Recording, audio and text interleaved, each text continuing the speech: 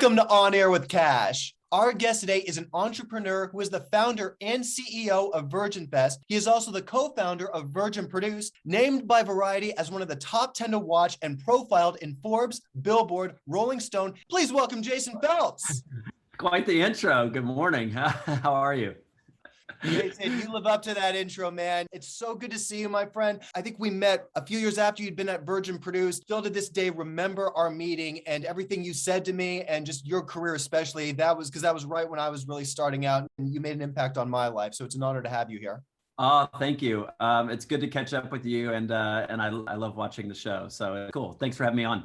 Oh my God, it's an honor. You've always wanted to be an entrepreneur. You never wanted to work for anyone. It's always been about freedom, but also you need creative license.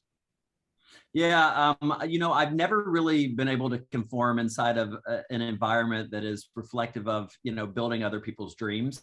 And so, while I'm a great team player and a great collaborator, sort of building other people's dreams has never really been a goal of mine. And so I am an entrepreneur, and I find that, the ability to be, malleable as industries change or as circumstances change, whether it be personally or professionally, you can only really do that when you're an entrepreneur. And also what I love about being an entrepreneur is that you don't have a finite ceiling, right? Grinders work as hard or as not as hard as you would like to. And the success is really, limitless, whether it be certain projects or financial success, or success is defined the ability to travel or be with your family more, live work balance. You're right. I am a perpetual entrepreneur. And you actually just said it right there in your quote, live work balance, a philosophy I know that you and Richard share. It's all about living. And what he's quoted as saying is, I don't see the difference between work and play. I know your story is about starting out, within 3 days. At your first job in the industry, your boss wouldn't say anything to you, but when he did, it was a criticism on your accent. You were like, screw this, this is me, this is my identity and I'm going with this. You've gone on to do so many great things. And that was always a thing that stuck out with me as well too. And, we've all had those jobs. I mean, I remember just feeling for a decade, there was this endless hustle. Being a producer got to be so creative for me. It was just, I found I would have meetings and then I would understand I like putting this together. I like really sitting down with someone who inspires me. If we get a good idea for a project, we roll with it. And then it was really, for me, it was having that hands-on experience, going to film festivals, meeting artists that had a similar passion as I do. And that's why I love about you and Richard's philosophy about live, work, and balance. Yeah, no. Well, as you know very well, I came off the plane from Texas, green and excited to be in Hollywood, and I had the ability to get this job as an intern for the individual that you mentioned, who shall not be named.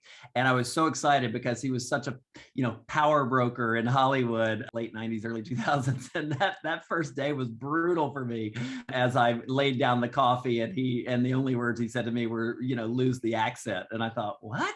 I'm not going to do that. I'm not doing that. And so I think it was really that and several other things that really, solidified for me that, I was going to need to control my destiny. I found a similar philosophy in Richard Branson, and he, he put his arm around me very early, a business partner at the time in our company. And he said, look, let's, you subscribe to the same, methodology as I do, and work hard and play hard. And you should wake up every morning enjoying what you do. And I thought, well, isn't that like a novel concept? And so every morning I wake up actually loving what I do. It's not like, this is not a fake smile. In this town, one has to sort of wonder if people are truly happy. And so I do wake up every morning. It's not easy. It's not, it's challenging oftentimes, but I love what I do, and everything else falls into line because you're passionate, right? And I think if you lead with passion and you have that careful balance of live and work, you'll be successful.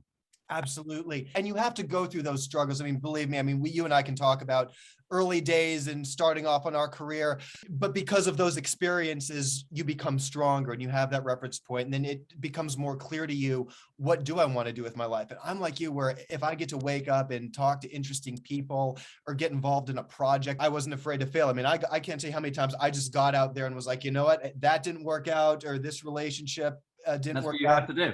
It teaches you a lesson and you become stronger. Yeah, no, you're exactly right. I mean, I've made many mistakes. I will probably make more mistakes. I am a very sort of glass half full, trusting person, and so people have been able to come into my life and sort of throw me for a loop. But ultimately, you learn from those mistakes and you overcome those challenges. I believe the key to success is surrounding yourself with people who know the things that you don't know. And because you don't know everything. And I think the moment you realize that you don't know everything and you focus on the things that you know really well and you try and refine those things, but then surround yourself with people who know the things that you don't know and are really good at those things, I think then you're sort of positioning yourself to be successful in whatever you do. Right. And it took me a long time to sort of realize that. It also took me a long time to realize the art of delegation. Because you don't know everything, delegating, feeling secure enough and sort of not controlling a process, with the ability to delegate to people who complement, your vision or whatever it might be, helps you in a significant way. That only comes with age and sort of, your ability to kind of step back, look at the situation and go, okay, you're really good at this. Why don't you go ahead and tackle that? Right.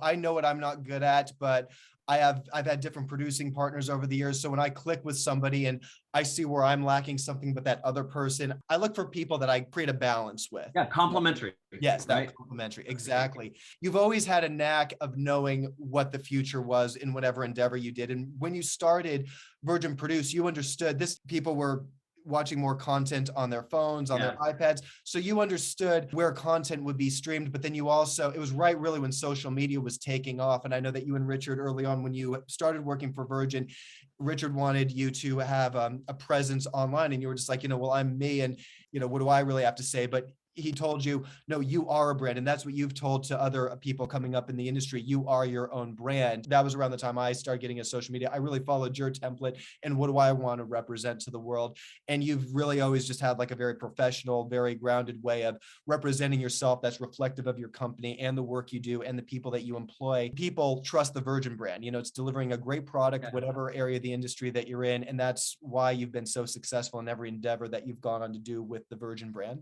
Thank you. I really appreciate that. Yeah, no, I think you and I had an earlier conversation about how I was recognizing in 2010 that consumer content consumption behaviors were shifting and that people are sort of shifting away from, their TV in their living room. And at that point, DVDs from Netflix were sort of still being sent out and that everything was going to your phone. And you had a responsibility. If you were in business and you were setting up a social media account, you had a responsibility, I believe. You get one shot at building your own personal brand, establishing, that tone of voice and, and what you post and what you should be promoting and what you shouldn't. And no one can really govern that for you. That's up to you and your individual sort of tastes and what your goals are. But for me, setting up a social media presence, I don't post all the sort of, personal, super personal things. I don't feel like I need to be sharing that. And every bite of food I have, I'm not going to stage the shot with the wine glass and the food, because I don't need to really be sort of demonstrating what I'm doing in that regard. I really sort of used my social media to share other Virgin news, share things that are exciting within our brand, share things that I'm passionate about, or share things that sort of, have a bigger purpose than, what I'm eating or what concert I'm at, which I feel, in a lot of ways, is not healthy for people, because I feel that an overshare on social media is not in the best interest of, mental health. Thank you for saying that. I appreciate it. I've tried to ensure that I don't post strange things that are not interesting. Although most of my followers are Richard Branson, fans or fans of the Virgin brand. So I try and give the people what they want. Exactly. No, that's what you told me. It's, you got to know your brand, give the audience what they want. Yeah. Same time, people say, "Oh, Kash, your life seems so exciting." I'm like, those are literally microseconds of just little things. You should see what I'm doing at the time. I'm just behind. They don't mean any. Yeah, they're just like whatever. I mean, behind this desk, I'm in my studio. Yeah, exactly. Yeah. I mean, do you really want to see what's going on around here? It's like not that exciting. This is my life. This dome. Exactly. And you mentioned concerts. So you also oversee both the Virgin Fest and the KAABOO brands and their multi-day festival events. Now, the last year and a half, we've been in a pandemic and stuff starting to reopen. Curious about what you and Virgin have been doing with live shows coming back. Yeah. So for several years, I was overseeing the brand positioning and marketing for the KAABOO brand, which was a music festival that started in Del Mar down in San Diego, which was meant to essentially create a differentiated experience for festival goers, for folks who love music, but just didn't want, maybe had outgrown the sort of dust and dirt and the porta potties and warm beer sort of vibe and wanted more of a VIP or heightened experience. And so I oversaw brand marketing for that, and then accidentally acquired it at the end of 2019. The founders who had created it needed to sell it. And so we acquired the festival, and we're sort of on the heels of putting it back together, as well as launching the VIRGIN Fest brand in Los Angeles with a fantastic lineup that was, you know, sort of focused on equality and technology and a very differentiated thing. Very excited about these two brands that were going to be coming out of the gate for 2020. And then this pandemic hit, and everybody, you know, started to have a Zoom life, and government said we couldn't hold festivals, and so we put them on pause while, you know, the world got healthy and is still trying to get healthy again, and are in the process of trying to reshape these two brands and bring them back. Fingers very tightly crossed that we can, you know, redevelop these in a way that is going to be safe and is going to still deliver that heightened experience. In the meantime, it's been very exciting to work on other, you know, live entertainment initiatives for Virgin. We brought out Christina Aguilera and a bunch of artists, Flo Rida, for the opening of the new Virgin Hotel in Las Vegas, which is the, you know, completely renovated old Hard Rock. That was my first show that I had seen in a while. So Christina Aguilera crushed it, which was fun. And then our friends over at Virgin Voyages have just launched the cruise ships finally. And they have an incredible programming of live entertainment, and they're at the Bimini Beach Club. It's fun to see things like Diplo performing at the Virgin Voyages and like people kind of coming back, which is great. It's just going to be a moment before sort of 30,000 people a day can gather shoulder to shoulder and breathing all over each other in a safe way, I think. Oh, you said it. And there's been a few movie premieres and a few shows that I've actually been able to see. So I do feel in safe, vaccinated environments, people are really looking forward to for that connection. Yeah. Again, they want to get out to concerts and shows. Last year, an annual festival that I host, Kash Hovey and Friends at Film Fest LA Live, we had to postpone that. But now on November 6th, Saturday evening, we got the okay. We're going to follow safe protocols with California law. But yeah, we are scheduled to have another Kash Hovey and Friends. On Air with Kash has been an official selection. And I can't thank you and all of our great guests who have done it. I mean, awesome. Jason, there really isn't anything you can't do. There's a lot of stuff I can't do. A lot of things I can't do. Hey, come on. I'm trying to. You're taking Virgin to space, okay? You know, that's another time, another conversation. I'm not as informed on the topic, but if anyone can explain it, I know it's you. And then if anyone can do it, I know it's you and Virgin. Jason, I really can't thank you enough for your time today. I know you're a busy man. You got to get on a flight and you're going off to do your next huge endeavor. Is there anything that you would like to say out there to your fans? So excited to see On Air with Kash, you know, happening, and it's really great. So I love catching the quick bit on social, and keep it going, man. I hope to talk to you soon, and keep me informed. You've been a true friend, really just been a mentor to me. You've been someone who set a great example for myself and other people from my generation. And I really appreciate who you are, what you do, the causes that you've fought for. Oh, thank you. And as a business person in this day and age, you've really set a standard. You keep inspiring me, my friend, and you keep rocking. I can't wait to have you on again. You too. Have a good one. I'll talk to you soon. You too, sir. Thank you so much for rocking out with me and Jason Phelps today. You are On Air with Kash. And Jason.